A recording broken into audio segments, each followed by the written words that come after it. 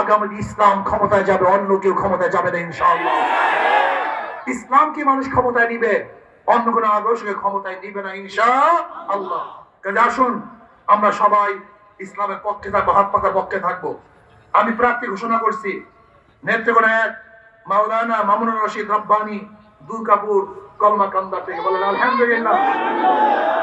নেত্রকোনা 2 নেত্রকোনা সিংহপুরুষ হযরত মাওলানা আব্দুল কাইয়ুম সাহেব দামাত বরকাতুহু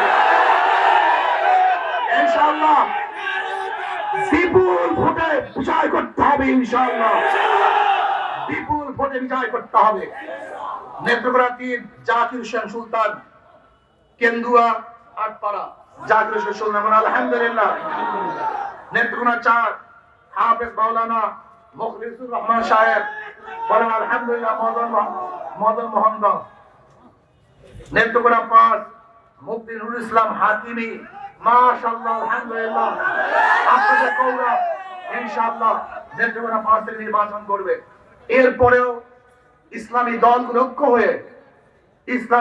ঐক্য হয়ে কেন্দ্রীয় ভাবে যেখানে যেই দলকে দেয়া হবে আমরা ইনশাআল্লাহ সেখানে সেই দলের সাথে কাজ করবে ইনশাআল্লাহ। আল্লাহ আমাকে আমাদের সবাইকে কবুল করে নেন। এখন থেকে নেত্রকোনার চেহারা পরিবর্তন করতে হবে, সব জায়গায় ইসলামের দাওয়াত দিতে হবে। আল্লাহুম্মা আমিন। রাব্বানা